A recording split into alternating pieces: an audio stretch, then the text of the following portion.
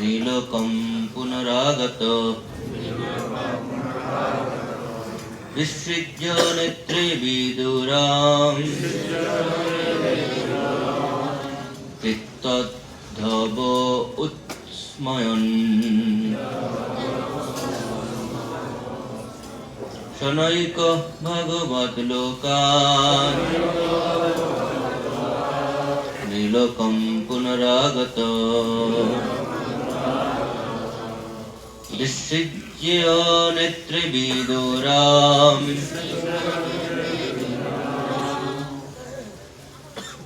तद्धव उत्स्मयन्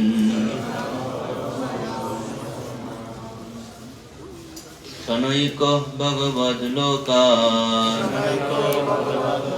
नीलोकं पुनरागत विस्मिज्य नेत्रे विदुरां तद्धव उत्स्मयन्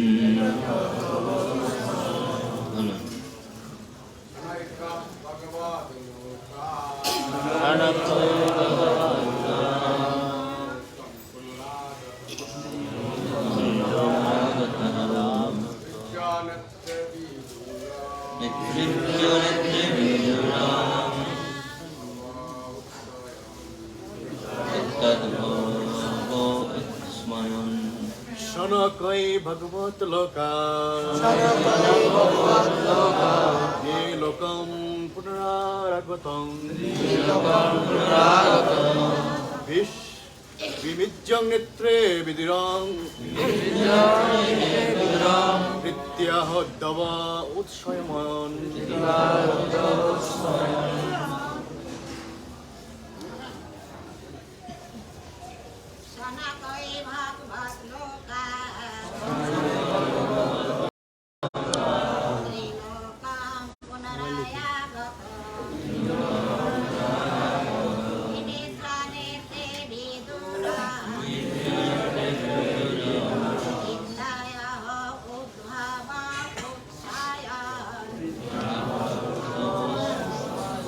शनकै धीरे धीरे ভগবানের লোকাত আলয় থেকে নীলোকম মনুষ্যলোকে পুনরাগত ফিরে এসে বিমৃজ্য মুছে নেত্রে চক্ষু বিদুরম বিদুরকে চিত্তা প্রীতি সহকারে আহ জিজ্ঞাসা করলেন উদ্ধব উৎস্ময়ন সেই সমস্ত স্মৃতির দ্বারা। অনুবাদ: মহান ভক্ত উদ্ধব শীঘ্রই ভগবত ধাম থেকে মনুষ্যলোকে ফিরে এলেন এবং চোখ মুছে তার পূর্ব স্মৃতি জাগরিত করে প্রসন্ন চিত্তে তিনি বিদুরকে বলতে লাগলেন।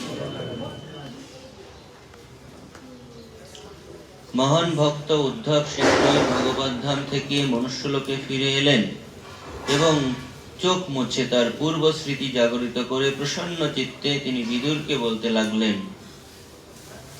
তাৎপর্য: শ্রীল প্রভুপাদ কৃত জয় শ্রীল প্রভুপাদ কি। উদ্ধব যখন সম্পূর্ণরূপে ভগবত প্রেমের দিব্যভাবে নিমগ্ন ছিলেন তখন তিনি প্রকৃতপক্ষে বাহ্য জগতের সবকিছু ভুলে গিয়েছিলেন।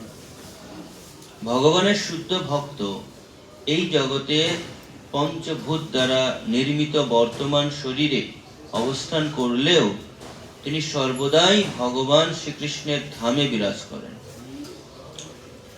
ভগবানের শুদ্ধ ভক্ত প্রকৃতপক্ষে জড়জাগতিক স্তরে থাকেন না, কেননা তিনি সর্বক্ষণ ভগবানের চিন্তায় মগ্ন থাকেন। উদ্ধব যখন বিদুরের সঙ্গে কথা বলতে চেয়েছিলেন তখন তিনি ভগবত ধাম দ্বারকা থেকে মনুষ্য লোকের জড় স্তরে নেমে এসেছিলেন। ভগবানের শুদ্ধ ভক্ত ভগবানের অপ্রাকৃত প্রেমময়ী সেবা সম্পাদনের উদ্দেশ্যেই কেবল জড়জগতে বিরাজ করেন। শ্রী চৈতন্য মহাপ্রভুর উপদেশ বর্ণনায় জীবের বদ্ধ অবস্থার পরিবর্তনগুলি বিশ্লেষণ করে বলা হয়েছে, সারা ব্রহ্মাণ্ড জুড়ে জীবেরা জন্ম জন্মান্তরে তাদের স্বীয় কর্মের ফল ভোগ করছে। তাদের মধ্যে কেউ হয়তো শুদ্ধ ভক্তের সঙ্গের দ্বারা প্রভাবিত হতে পারে এবং ভগবত ভক্তি অনুশীলন করার সুযোগ পাওয়ার মাধ্যমে ভগবত ভক্তিতে রুচি লাভ করতে পারে। এই রুচি হচ্ছে ভগবত ভক্তির বীজ, এবং যে সৌভাগ্যবান ব্যক্তি সেই বীজ প্রাপ্ত হয়েছেন তাকে উপদেশ দেওয়া হয়েছে তিনি যেন সেই বীজটিকে হৃদয়ে রোপণ করেন। সেই বীজটিতে জল সিঞ্চন করার ফলে তা অঙ্কুরিত হয়। ভগবত ভক্তের হৃদয়ে সেই বীজটিতে জল সিঞ্চন করতে হয় ভগবানের দিব্য নাম এবং লীলাসমূহের শ্রবণ ও কীর্তন করার মাধ্যমে। এইভাবে ভক্তি লতা বীজ পুষ্ট হয়ে ধীরে ধীরে বাড়তে থাকে এবং মালি রূপে ভগবত ভক্ত নিরন্তর শ্রবণ ও কীর্তন করার মাধ্যমে তাতে জল সিঞ্চন করতে থাকেন। সেই ভক্তিলতা ধীরে ধীরে বর্ধিত হয়ে ব্রহ্মাণ্ড ভেদ করে বৈকুণ্ঠে প্রবেশ করে। তারপর তা আরো বর্ধিত হয়ে গোলক বৃন্দাবনে পৌঁছে যায়। ভক্ত মালি এই জড়জগতে থাকা সত্ত্বেও শ্রবণ কীর্তনের মাধ্যমে ভগবত ভক্তি অনুষ্ঠান করার ফলে ভগবত ধামে সঙ্গে যুক্ত থাকেন। একটি লতা যেমন কোন বলবান বৃক্ষকে অবলম্বন করে, তেমনি ভক্তিলতা ভগবত ভক্ত কর্তৃক পুষ্ট হয়ে ভগবানের চরণাশ্রয় গ্রহণ করে স্থিরতা লাভ করে। সেই লতাটি এইভাবে স্থির হওয়ার পর তাতে ফলতে শুরু করে এবং যে মালি সেই লতাটির পুষ্টি সাধন করেছেন তিনি তখন সেই ভগবত প্রেম স্বরূপ ফল আস্বাদন করতে সক্ষম হন এবং তার ফলে তার জীবন সার্থক হয়। উদ্ধব যে সেই স্তর লাভ করেছিলেন তা তার আচরণের মাধ্যমে তা স্পষ্টভাবে প্রকাশ পেয়েছিল। তিনি একই সঙ্গে ভগবানের পরম ধামে পৌঁছাতে পারেন, আবার এই জগতেও প্রকট হতে পারেন। এখানেই এই শ্লোকের ভক্তিবেদান্ত তাৎপর্য সমাপ্ত। অনুবাদে বলা হচ্ছে, মহান ভক্ত উদ্ধব শীঘ্রই ভগবত ধাম থেকে মনুষ্য লোকে ফিরে এলেন এবং চোখ মুছে তার পূর্ব স্মৃতি জাগরিত করে প্রসন্ন চিত্তে তিনি বিদুরকে বলতে লাগলেন। এই অধ্যায়ের নাম হচ্ছে ভগবান শ্রীকৃষ্ণের স্মরণ। উদ্ধব কিভাবে ভগবান শ্রীকৃষ্ণের স্মরণ করছেন এবং স্মরণ করতে করতে কি অবস্থায় উপনীত হয়েছেন, এই জগতে থেকেও তিনি ভগবত ধামে বিরাজ করছেন। যদিও উদ্ধব মহাশয় বিদুরের সামনে অবস্থান করছেন, বিদুর তাকে প্রশ্ন করছেন যে আমি ভগবানের লীলা মহিমা শ্রবণ করতে চাই, কিন্তু উদ্ধব বিদুর এই প্রশ্ন শোনা মাত্রই ভগবান কৃষ্ণের কথা মনে পড়ে গেছে। আমরা যখন কোনো কিছু শ্রবণ করি, আমরা হয়তো অনেকদিন আগে ছোটবেলায় কোনো খেলা করেছিলাম অথবা কোথাও ঘুরতে গিয়েছিলাম বন্ধুদের সাথে, কোনো বন্ধু যদি বলেন তখন ওই কথাগুলো সব ভেসে ওঠে। কোথায় গিয়েছিলাম, কি করেছিলাম। তো ঠিক তদনুরূপ উদ্ধব তখন স্মরণ করছে, ও আমি তো 5 বছর বয়স থেকেই, ছোটবেলা থেকে কৃষ্ণের সাথে খেলা করি, এই করেছিলাম ওই করেছিলাম। এই ভাবতে ভাবতে বাহ্য স্মৃতি হারা হয়ে গেছে, বাইরের কোন স্মৃতি, তার শারীরিক যে চেতনা সেটা রহিত হয়েছে। এবং সেই স্তরে তিনি গোলক বৃন্দাবনে অবস্থান করছেন। সেই কথা প্রভুপাদ বর্ণনা করছেন, একজন ভক্ত একই সাথে দুই জায়গায় অবস্থান করেন এট দি সেম টাইম। একবার এখানে আছেন, আবার ভগবানের সেই নিত্য লীলায় তিনি ওখানেও সেবা করছেন।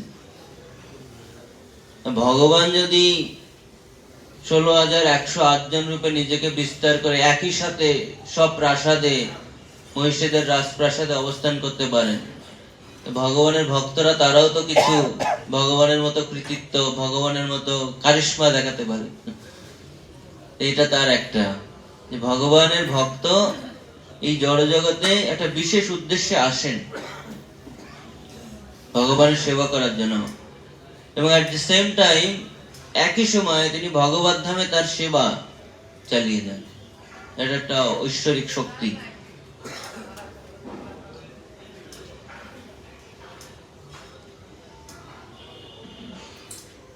শ্রীল প্রভুপাদ বলছেন, মুক্তি মানে কি? মুক্তি, আমরা এই জড় জগতে ভাবি যে মুক্তি লাভ করা হচ্ছে এই জড় জগৎ থেকে উদ্ধার হয়ে চলে যাওয়া। প্রভুপাদ বলছেন মুক্তি মানে হচ্ছে সম্পূর্ণ কৃষ্ণ ভাবনাময় থাকা। তার মানে মুক্তি মানে যখন সেই জড়জাগতিক বাহ্য স্মৃতি থাকবে না, কৃষ্ণ ভাবনায় থাকবে, তখন সেই জড় জগতে নাই। বলছে be in this world not of this world. এটা বাইবেলের একটা কথা। এই জগতে থাকো কিন্তু এই জগতের হইও না। যেমন পদ্ম পাতা কিসের ভিতরে থাকে? জলে থাকে। পদ্ম পাতার গায়ে জল স্পর্শ করে? কখনো জল স্পর্শ করতে পারে না। এই কথাটাই, এই জগতে থাকো এই জগতের হইও না। তো ভগবত ভক্ত হচ্ছেন, উদ্ধবের অবস্থা ঠিক ওই রকম। তিনি এই জগতে আছেন, কিন্তু আছেন কোথায়? ভগবত ধামে। এই জগতে একটা বিশেষ উদ্দেশ্য সাধনের জন্য তিনি এসেছেন। এবং উদ্ধব মহাশয় ভগবানের কাছ থেকে যে জ্ঞান প্রাপ্ত হয়েছিলেন, বিদুর কেন গিয়েছেন? যেহেতু উদ্ধব ভগবান সম্বন্ধে তিনি সম্যকভাবে জানেন, সেই জ্ঞান প্রাপ্ত হয়েছেন। এই কারণেই বিদুর মহাশয় তাকে জিজ্ঞাসা করছেন ভগবান শ্রীকৃষ্ণের কথা।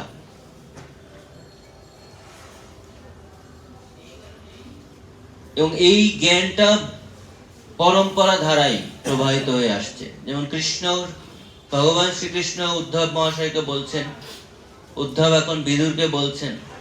বিভিন্ন ধরনের পরম্পরার মাধ্যমে ভগবান কৃষ্ণের কাছ থেকে অনেকেই জ্ঞান প্রাপ্ত হয়েছে। আমরা আজকে এই শ্লোকের অনেক বিষয়বস্তু রয়েছে, যেহেতু আজকে একটি বিশেষ তিথি রয়েছে, আমাদের গৌড়ীয় বৈষ্ণব সম্প্রদায় তার উৎপত্তি স্থল যেখান থেকে, সেই ধারা অবলম্বন করে আমরা যার মাধ্যমে জ্ঞান প্রাপ্ত হচ্ছি, সে এক মহান আচার্যের আজকে তিরোভাব তিথি, মধ্বাচার্যের তিরোভাব তিথি, ঠিক তো? মধ্বাচার্যের আবির্ভাব তিরোভাব তিথি আমাকে ভানুমাধব প্রভু ঘোষণা দিলেন। তো যেহেতু গুরু পরম্পরা দ্বারা এই জ্ঞান এসছে, যেমন বিদুর মহাশয় এখানে উদ্ধবের কাছে জিজ্ঞাসা করছেন, পরবর্তীতে উদ্ধব মৈত্রের কাছে পাঠিয়ে দেবেন। তো মৈত্র ঋষিও ভগবান শ্রীকৃষ্ণের কাছ থেকে জ্ঞান প্রাপ্ত হয়েছিলেন। তা আমরা দেখি আমাদের যে বৈদিক জ্ঞান সেটা গুরু পরম্পরা ধারায় নেমে এসছে। কেন গুরু পরম্পরা ধারায় নামতে হবে? যেমন একটা পাকা আম যদি উপরের গাছ থেকে খুব ভালোভাবে নিচে আসতে হয়, তাহলে কিভাবে পারতে হবে? উপর থেকে পাকা আমটা ছিঁড়ে ফেলে দিলে হবে? ছিঁড়ে ফেলে দিলে ওই আমটা আর খাওয়া যাবে না। এই জন্য পাকা আমটা কিভাবে আস্তে আস্তে, অনেকে আছে জাল দিয়ে নামায়, অথবা একজন পর একজন দাঁড়িয়ে থাকে, এক হাত আর হাত থেকে নিচে নেমে আসে।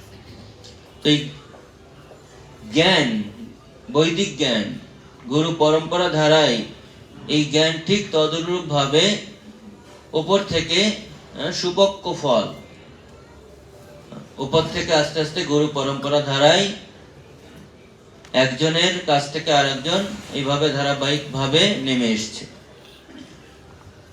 তো আজকে যে মধ্বাচার্যের তিরোভাব তিথি, তিনি হচ্ছেন এই গুরু পরম্পরা ধারায় যে জ্ঞান নেমে এসছে তার একটা আধার বলা যায়।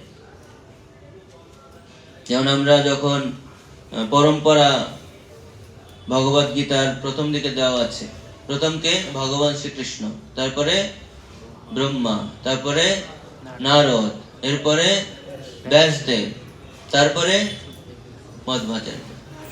এই যে মধ্বাচার্য আমাদের এই ভগবান শ্রীকৃষ্ণের থেকে এই জ্ঞান প্রবাহিত হয়ে আসছে। চৈতন্য মহাপ্রভু 4টি সম্প্রদায়কে অনুমোদন দিয়েছেন। এই 4টি সম্প্রদায়ের ভিতরে মধ্বাচার্য হচ্ছে একটি সম্প্রদায়, মধ্য।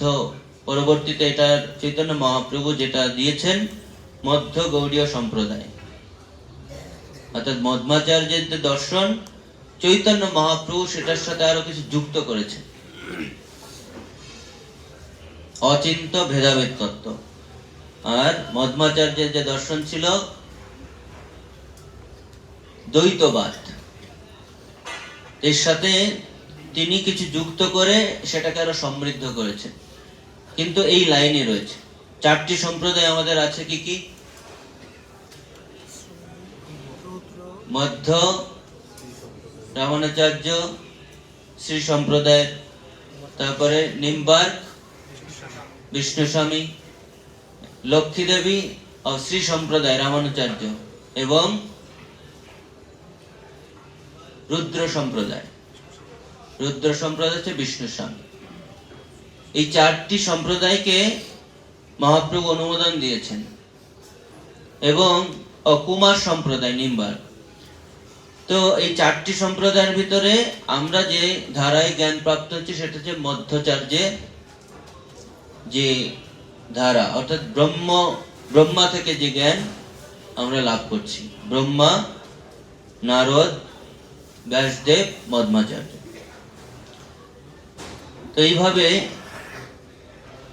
মধ্বাচার্যের যে আবির্ভাব সেটাও অনেক রহস্যজনক। মধ্বাচার্য হচ্ছেন বায়ুদেবের অবতার। আমরা দেখি বায়ুদেবের বিভিন্ন অবতার আছে।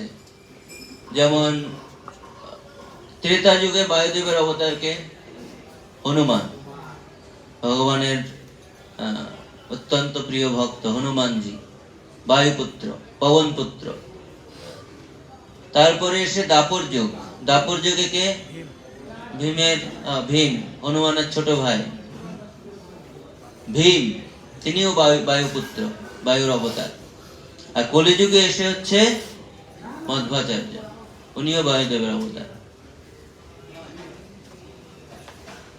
তো এই মধ্বাচার্যের মাধ্যমে দ্বৈতবাদ, বিশেষ করে প্রথম দিকে শঙ্করাচার্যের দর্শন, মায়াবাদ দর্শন, তার এত প্রভাব ছিল, এই সমস্ত অন্যান্য যে দর্শন ছিল তার সেখানে কোনো পাত্তা ছিল না। পরবর্তীতে যখন রামানুচার্য এলেন, সেই শঙ্করাচার্যের দর্শনকে খণ্ডন করে তিনি তার দর্শনকে প্রতিষ্ঠা করেছিলেন, বিশিষ্টাদ্বৈতবাদ। এবং তার পরবর্তীতে মধ্বাচার্য এসে কাছাকাছি দ্বৈতবাদকে প্রতিষ্ঠা করলেন। শঙ্করাচার্যের দর্শন হচ্ছে অদ্বৈতবাদ। অদ্বৈতবাদ মানে কি? অদ্বৈতবাদ মানে তুমিও ভগবান, আমিও ভগবান, ভগবানও ভগবান, সবাই ভগবান। ভগবান আর আমি অভিন্ন। এজন্য অদ্বৈতবাদীরা, মায়াবাদীরা একদণ্ডী সন্ন্যাসী। একদণ্ড, একটা দণ্ড। একদণ্ড মানে হচ্ছে তুমি আমি এক, অর্থাৎ ভগবান এবং জীবাত্মা এক, অদ্বৈত, কোনো ভেদাভেদ নাই। পরবর্তীতে রামানুচার্য এবং মধ্বাচার্য এসে সেটাকে খণ্ডন করে, না, ভগবান আর জীব কখনো এক হতে পারে না, সম্পূর্ণ আলাদা।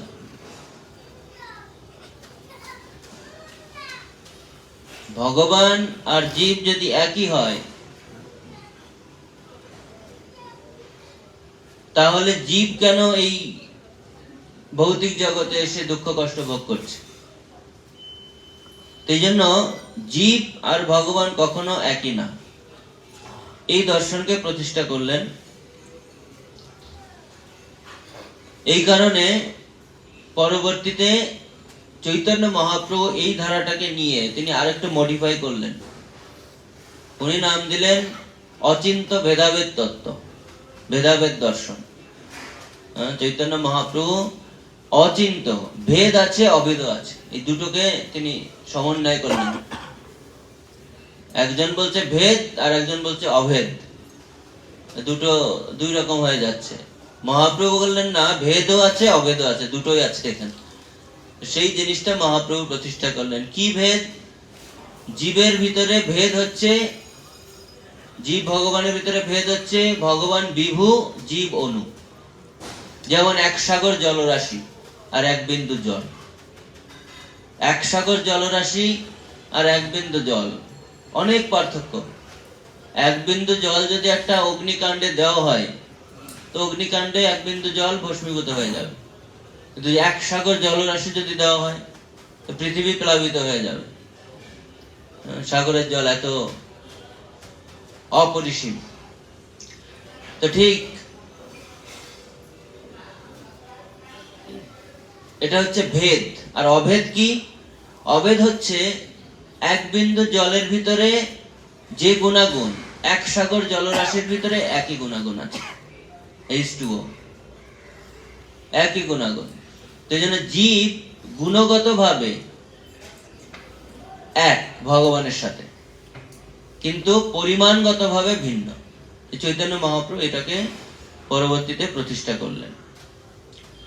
তো এই জন্য পরবর্তীতে এই দর্শনের নাম হয়েছে আমাদের সম্প্রদায়ের নাম হচ্ছে মধ্য গৌড়ীয় সম্প্রদায়, ব্রহ্ম মধ্য গৌড়ীয় সম্প্রদায় পুরো নামটা। তো এই দর্শনের যিনি প্রণেতা মধ্বাচার্য, তিনি আবির্ভূত হয়েছিলেন, তার পিতার নাম হচ্ছে নারায়ণ ভট্ট। সংক্ষিপ্ত যদি জীবনী আমরা দেখি, নারায়ণ ভট্ট তিনি অত্যন্ত ধার্মিক ভক্ত ছিলেন। তিনি একজন সুসন্তান প্রাপ্ত হওয়ার জন্য তারা উভয়েই,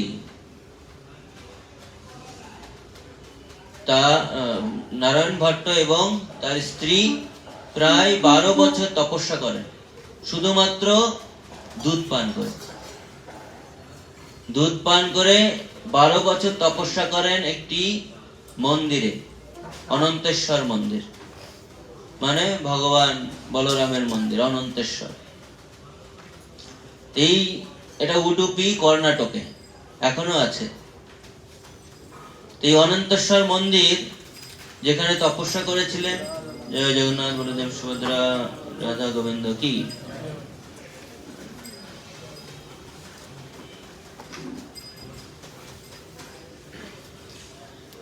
এই অনন্তেশ্বর মন্দিরে যখন অনন্তদেবের কাছে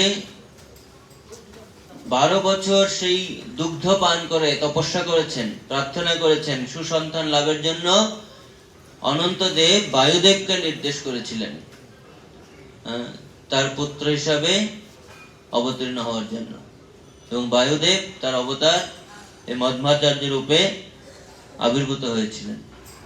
ছোটবেলায় নাম ছিল বাসুদেব, পরবর্তীতে মধ্বাচার্য হয়। তো অত্যন্ত তীক্ষ্ণ মেধা সম্পন্ন ছিলেন। ছোটবেলা থেকেই তিনি অলৌকিক লীলা দেখাতেন। কারণ খুব যখন শিশু বয়স, একবারে কয়েক দিন বয়স, অত্যন্ত বিষধর সাপ এসেছে, অত্যন্ত বিষধর। শিশু যেমন খেলা করে কোনো কিছু নিয়ে, তো পা দিয়ে সেই সাপটাকে এমন ভাবে পাথরের সাথে ঘষে দিয়েছে, এখনো আমি শুনেছি এখনো সেই পাথরের সাথে যে সাপকে পা দিয়ে পিষে দিয়েছে, ওই স্পটটা এখনো রয়েছে উডুপিতে। একবারে শিশুকালে, হাঁটতেও পারেন না তখন তিনি। বায়ুর অবতার না, বায়ুদেব। এবং আস্তে আস্তে তার যখন বয়স বৃদ্ধি পায়, যখন 6 বছর বয়স, তখন একটা অলৌকিক লীলা হয়। তার পিতা ছিলেন ব্রাহ্মণ, দরিদ্র ব্রাহ্মণ। যেহেতু অত্যন্ত দরিদ্র ছিল, বিভিন্ন মানুষের কাছ থেকে ধার নিয়ে তিনি সংসার চালাতেন। অনেক দোকানে বাকি থাকে, বিভিন্ন মহাজনদের কাছে বাকি থাকে। তো ধার নিতে নিতে অনেক তিনি ঋণী হয়ে গেছেন। একবার এক মালিক এসে বলছে যে তুমি আমাকে আজকেই ধার পরিশোধ করবে, নাহলে এই বাড়িঘর আমি দখল করে নেব। এই আমি বসলাম এখানে, দখলে বসলাম বলে বাড়িতে বসে গেছে।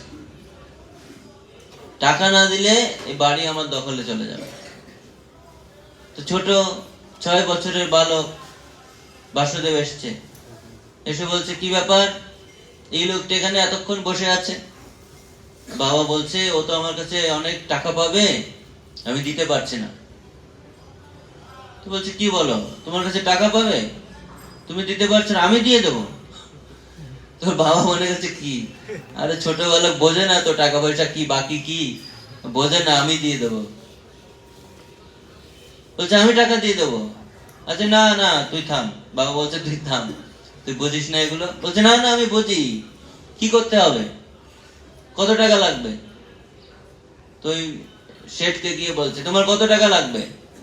বলছে, আমার অনেক বাকি তোমার বাবার কাছে, এই টাকা না দিলে আমি যাব না। অনেক বেলা হয়ে যাচ্ছে।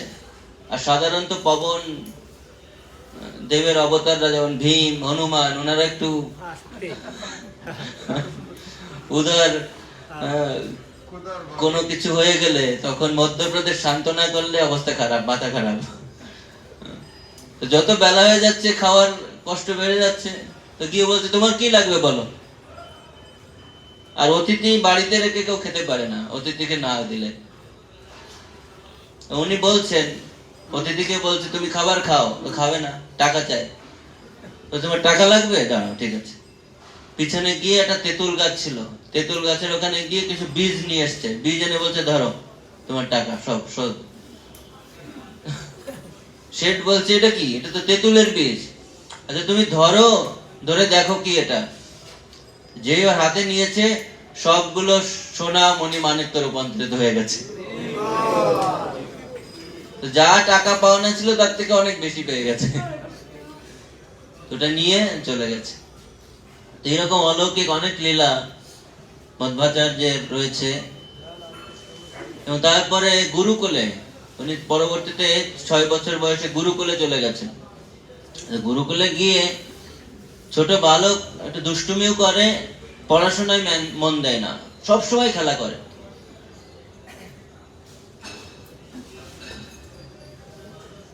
এত দুষ্টুমি করে আর খেলা করে, শিক্ষক বিরক্ত হয়ে গেছে গুরুকুলে। এত বিরক্ত হয়ে একদিন ডেকে বলছে, তুমি পড়াশোনা করো না, তোমার বাবা পাঠিয়েছে আমার কাছে ভালো করে পড়াশোনা করে বড় পণ্ডিত হতে, আর তুমি খেলা করে সময় নষ্ট করো, তোমার দিয়ে কিছু হবে না, মাথায় গোবর। তো বলছে, আমি পড়াশোনা করি না। হ্যাঁ, কি পড়াশোনা করো? আমি যা যা পড়িয়েছি তুমি জানো? বলতে পারবে? হ্যাঁ, বলতে পারবো। তো যখন শিক্ষকটার নাম হচ্ছে প্রজ্ঞতীর্থ, তো বলছে তুমি বলতে পারবে? তো বলো। এই যাবৎ যা পড়িয়েছে প্রথম থেকে শেষ পর্যন্ত সব বলে দিয়েছে। তারপর বলছে আরো বলবো। এখন শুনেন, আপনি আগে কি পড়াবেন সেটাও বলছে এখন। তো সামনে আরো 2-1 বছরে কি পড়ানো হবে সেটাও বলা শুরু করছেন। সব যখন বলা শেষ তখন বলছে শিক্ষক, ঠিক আছে, তোমার আর গুরুকুলে থাকা লাগবে না, তুমি যাও। তোমার পড়াশোনার পাঠ শেষ, তুমি বাড়িতে চলে যাও। গুরুকুলে থেকে কি করবে? তোমাকে যা পড়িয়েছি তা হয়ে গেছে, যা পড়াবো তাও শেষ। তো ভক্তি সিদ্ধান্ত সরস্বতী ঠাকুর এরকম ছিলেন। উনিও সবসময় নরোত্তম দাস ঠাকুরের প্রেম ভক্তি চন্দ্রিকা পাঠ করতেন। কারণ শিক্ষকরা যা পড়াতো সব মায়াবাদ ফিলোসফি পড়াতো, ওটাই মন দিতেন না। কিন্তু শিক্ষককে সম্মান করতে হয় যে বসে থাকতেন ক্লাসে। ওনাকে একদিন বলছে, আরে তুমি, আমি যা পড়াই তাতে মন দাও না, কি বই নিয়ে বসে থাকো, মাথায় ঢোকে না আমি যা বলি? তো হ্যাঁ, আমি তো সব শুনেছি আপনি কি বলেছেন। বলছে বলো। ভক্তি সিদ্ধান্ত সাহেব বলা শুরু করেছে, যা পড়িয়েছে সব বলে দিয়েছে, আর আগে কি পড়াবে সেটাও বলে দিয়েছে। সিমিলার। তখন ভক্তি সিদ্ধান্ত ঠাকুর বলছেন, আমি যেখানে বসে থাকি এটাই অনেক ভালো আপনার জন্য। আমি যা করছি আমাকে শান্তি মতো করতে দেন, আপনি আপনার ক্লাস নেন শান্তি মতো, দুইজনে শান্তিতে থাকি। তো ভগবানের ভক্তরা এরকম তীক্ষ্ণ মেধা সম্পন্ন। এইভাবে পরবর্তীতে এটা 6 বছরের লীলা। 8 বছর বয়সে সমস্ত শাস্ত্রে পারদর্শী হয়ে গেছেন। তো বাড়িতে যখন আসছেন, তার পিতার কাছে তিনি একদিন বলছেন যে আমি যদি সুযোগ থাকতো, আমার সুযোগ থাকলে আমি এই মায়াবাদ দর্শন খণ্ডন করে, শঙ্করাচার্যের দর্শন খণ্ডন করে আমি সারা পৃথিবীতে বৈষ্ণব দর্শন প্রতিষ্ঠা করতাম। তো তার পিতা একটু অবাক হয়েছে, আর তুমি এত বড় পণ্ডিত না যে তুমি বৈষ্ণব দর্শন প্রতিষ্ঠা করবা সারা পৃথিবীতে। পিতা বলছে তুমি করতে পারো, আমার বিশ্বাস হয় যদি এই কাঠিটা গাছে রূপান্তরিত হয়।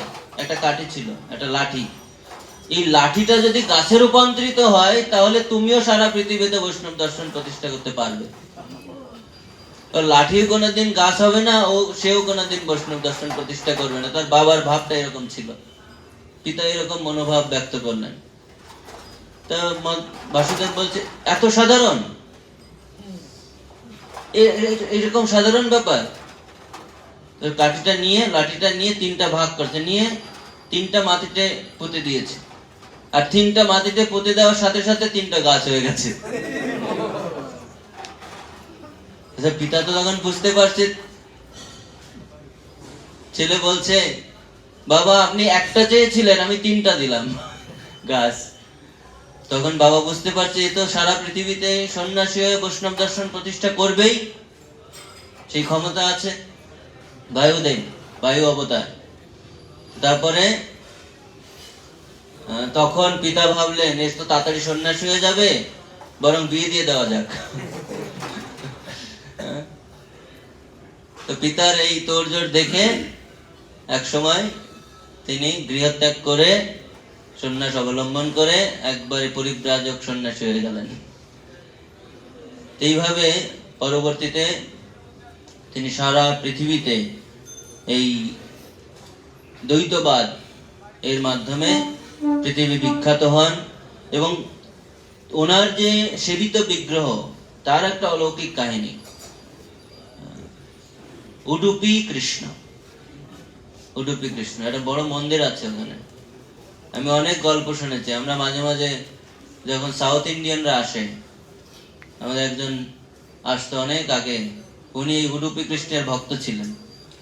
সাউথ ইন্ডিয়ান, ঢাকায় চাকরি করতেন সম্ভবত 6-7 সালে, 2006-7। উনি মাঝে মাঝে উডুপি কৃষ্ণের গল্প আমাকে বলতেন, অনেক লীলা বলতেন সাউথ ইন্ডিয়া, কর্ণাটকের। তো উডুপি কৃষ্ণের আবির্ভাব কিভাবে হলো, কিভাবে এই বিগ্রহের আবির্ভাব হয়েছে, সেটা একটা রহস্যজনক ব্যাপার। একবার এই অনন্তেশ্বর মন্দির থেকে স্নানের জন্য সাগরে যাচ্ছিলেন মধ্বাচার্য। তো এখন সাগরে যাওয়ার পথে উনি তীরে পৌঁছানোর পর দেখে একটা নৌকা এসে ওখানে আটকে গেছে। ওখানে বিশিষ্ট একজন ব্যক্তি, তার নৌকা আটকে গেছে। বালুতে নৌকাটা অনেক ভারী। তো তখন মধ্বাচার্য তীরে পৌঁছানোর পর ওই ব্যক্তি সাহায্যের আবেদন করেছে, আমাকে একটু সাহায্য করুন। মধ্বাচার্যকে, উনি তো বায়ুদেবের অবতার, উনি ওনার উত্তরীয় একটু ঝাড়া দিয়েছে এরকম। ওনার উত্তরীয় ঝাড়া দিলে কি হবে, সাইক্লোন হয়ে যাবে। বায়ুদেবের উত্তরীয় ঝাড়া দেওয়া, কাপড় ঝাড়া দিয়েছে আর ওখানে বাতাস, সাইক্লোন তৈরি হয়ে গেছে, আর নৌকাটা সরে গেছে, আটকে গেছিল, সরে গেছে। তখন সেই ব্যক্তি বলছে, আপনি কি চান? আপনি এই নৌকা থেকে যা চাইবেন সেটা দিয়ে দেব। তো ওখানে গিয়ে মধ্বাচার্য দেখছে একটা পাথরের মতো, ঠিক আছে আমাকে এটা দিয়ে দেন। যে পাথরটা 30-35 জন লোক উঠাতে পারে না, আর উনি এক হাতে নিয়ে চলা শুরু করেছেন, উপরে গোপী চন্দন লেপন করা। সবাই তো দেখে অবাক হয়ে গেছে, আমরা 30-35 জন উঠাতে পারি না, এত ভারী পাথরটা একা নিয়ে চলে যাচ্ছে। কি ভীম, হনুমান, এ তো কোনো ব্যাপারই না, না? তো যখন যাচ্ছে, যেতে যেতে হাতে একটু আঘাত পেয়ে উপর থেকে যে গোপীচন্দনের প্রলেপটা, ওটা ফেটে গেছে। ফেটে যাওয়ার পরে ভিতরে ছিল এই উডুপি কৃষ্ণ বিগ্রহ। সেই বিগ্রহের ওইভাবে আবির্ভাব হয়। এর আর একটা ইতিহাস রয়েছে, এটা প্রকাশ হলো মধ্বাচার্যের কাছে ওইভাবে, কিন্তু এই বিগ্রহটা হচ্ছে দাপর যুগে। দাপর যুগে যখন ভগবান শ্রীকৃষ্ণ লীলা করছিলেন, একদিন দেবকী মা জিজ্ঞাসা করছে যে, আমি তো তোমার শিশু রূপ দেখেছি জন্মের সময়, কিন্তু তোমার বাল্যলীলা তো আমি দেখি নাই। তা আমি তোমার বাল্যলীলা দেখবো, তুমি একটু বাল্যলীলা করো আমার সামনে, কারণ অনেক বাল্যলীলা করেছো বৃন্দাবনে, আমি একটাও দেখি নাই। দেবকীর শখ হয়েছে বাল্যলীলা দেখবেন। তো কৃষ্ণ ওই দ্বারকায় কিছু বাল্যলীলা সম্পাদন করেছে মায়ের সামনে। এই কথা এখন জানাজানি হয়ে গেছে যে কৃষ্ণ ছোটবেলার লীলা মাকে দেখিয়েছে, দেবকীকে। রুক্মিণী বলছে, তাহলে আমিও দেখবো। রুক্মিণী তো তার স্ত্রী, বলছে আমি তোমাকে কিভাবে বাল্যলীলা দেখাবো? আমি মায়ের সামনে বাল্যলীলা করেছি, তাই বলে তোমার সামনে বাল্যলীলা করতে হবে? আমি তোমাকে বাল্যলীলা দেখাতে পারবো না। রুক্মিণীও খুব জেদ করছে, দেখাতে হবে।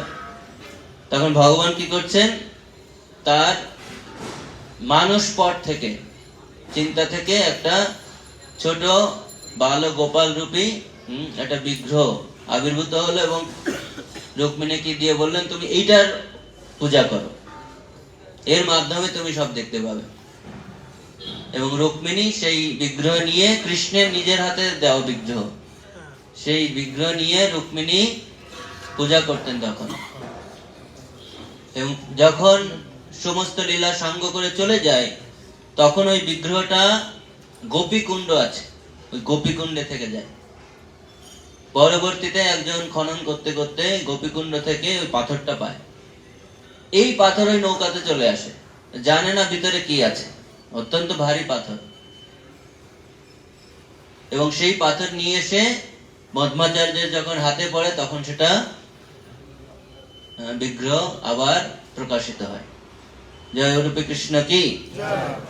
এইভাবে মধ্বাচার্যের মাধ্যমে চৈতন্য মহাপ্রভু বিশেষ দুটি নীতি এই মধ্বাচার্যের দর্শন থেকে নিয়েছেন। সেটা হচ্ছে, একটা হচ্ছে মায়াবাদ দর্শনের বিরুদ্ধে যুদ্ধ।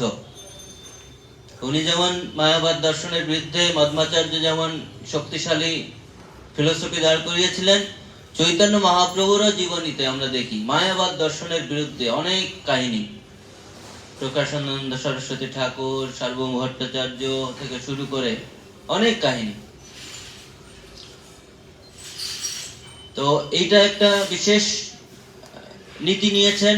আরেকটি নীতি হচ্ছে ভগবান এবং তার বিগ্রহ অভিন্ন। এটা মধ্বাচার্যের আরেকটি বিশেষ নীতি চৈতন্য মহাপ্রভু নিয়েছেন। অন্যান্য ফিলোসফি থেকেও, যেমন শ্রী সম্প্রদায়, রুদ্র সম্প্রদায়, নিম্বার্ক সম্প্রদায়, সেখান থেকেও দুটি করে নীতি নিয়েছেন। ডিটেলস কোন দুটি আমার ওটা জানা নেই। বিশেষভাবে এই মধ্বাচার্যের দর্শন থেকে দুটি যে নিয়েছেন, এই দুটি নীতি আমরা এই চৈতন্য মহাপ্রভুর যে দর্শন, সেটাই খুব বেশি করে দেখতে পাই। সেটা প্রভুপাদের ক্ষেত্রেও দেখতে পাই আমরা। নির্বিশেষে শূন্যবাদ, পাশ্চাত্য দেশতারিণী। চৈতন্য মহাপ্রভু যেমন নিয়েছেন, প্রভুপাদও নিয়েছেন নির্বিশেষবাদে। যে একটু তাৎপর্য, কোথাও একটু সুযোগ থাকলেই মায়াবাদ দর্শনকে খণ্ডন করেছেন প্রভুপাদ। আর একটা হচ্ছে বিগ্রহ অভিন্ন। ইউরোপ আমেরিকানরা, তারা বিগ্রহ সম্বন্ধে কোনো ধারণাই ছিল না, কিন্তু প্রভুপাদ গিয়ে প্রথমেই হরিনামের পরপরই সেখানে বিগ্রহ প্রতিষ্ঠা করেছেন। জগন্নাথের আবির্ভাব হলো, নিতাই গৌর, রাধা কৃষ্ণের বিগ্রহ। এমন একটা জায়গা ছিল, প্রভুপাদের শিষ্যদের নির্দেশ দিয়েছিলেন বিগ্রহ সেবা পূজা করতে। তো ওটা হচ্ছে, ওখানে নিতাই গৌর আছে আর জগন্নাথ বলরাম সুভদ্রা। তো প্রভুপাদের নির্দেশে তারা স্থাপন করেছে। প্রভুপাদ কোনদিন যায়নি, হঠাৎ একদিন গিয়ে মন্দিরে প্রণাম করেছেন জগন্নাথ বলদেব সুভদ্রা। ওনারা তো হাই টেকনোলজিক্যাল ব্যাপার, বিদেশে না, তো এমন ভাবে বিগ্রহটা সেটিং করেছে, জায়গা কম তো একই আসনের ভিতরে বিগ্রহ সেটিং করেছে, আসনটা এরকম ঘুরবে, তো প্রভুপাদ এরকম হবে। তো প্রভুপাদ প্রণাম করেছে নিতাই গৌরকে, উঠে দাঁড়িয়ে দেখে জগন্নাথ বলদেব সুভদ্রা। তো এইভাবে প্রভুপাদ এই বিগ্রহ প্রতিষ্ঠা করে গেছেন। প্রভুপাদ পরে অবশ্য তাদেরকে ডেকে বলছে যে, কি ব্যাপার, আমি প্রণাম করলাম নিতাই গৌর, হয়ে গেল জগন্নাথ বলরাম সুভদ্রা, অলৌকিক ব্যাপার নাকি? না প্রভুপাদ, এখানে জায়গা ছোট তো, এই কারণে একই জায়গায় আমরা বসিয়েছি, এটা এইভাবে ঘোরে। তো যে তোমরা অনেক বেশি মেধা সম্পন্ন, অনেক ইন্টেলিজেন্ট। যাই হোক, তো প্রভুপাদ সেই বিগ্রহ প্রতিষ্ঠা করেছেন বিভিন্ন জায়গায়। আমরা দেখি তার জীবদ্দশায় এই দুটি নীতি তিনি গ্রহণ করেছেন এবং সারা পৃথিবীতে 108টি মন্দির প্রতিষ্ঠা করে সব জায়গায় তিনি বিগ্রহ প্রতিষ্ঠা করেছেন। আমরা কয়েকদিন আগে পুণ্ডরিক ধামে বিশেষ বিগ্রহ আমাদের পরমহংস গুরু মহারাজ জয়প্রকাশ স্বামী গুরু মহারাজ প্রতিষ্ঠা করেছিলেন। 40 বছর পূর্তি হলো আজকে তার বাংলাদেশে। আমরা গিয়েছিলাম 40 বছর পূর্তি সাউথ আফ্রিকায় প্রভুপাদের মানে পদার্পণের, সেটা 2015 সালে প্রভুপাদ তখন ওখানে গিয়ে প্রতিষ্ঠা করেছেন ডারবান টেম্পল। এইভাবে প্রভুপাদ বিভিন্ন জায়গায় বিগ্রহ প্রতিষ্ঠা করেছেন, মায়াবাদ দর্শনকে খণ্ডন করে আজকে পৃথিবীতে এই ব্রহ্ম মধ্য গৌড়ীয় সম্প্রদায়ের যে দর্শন সেটা প্রচার করেছেন। জয় ছিল প্রভুপাদ কি, আমার পুরাণ শ্রীমদ্ ভাগবতম কি, জয় গৌতম।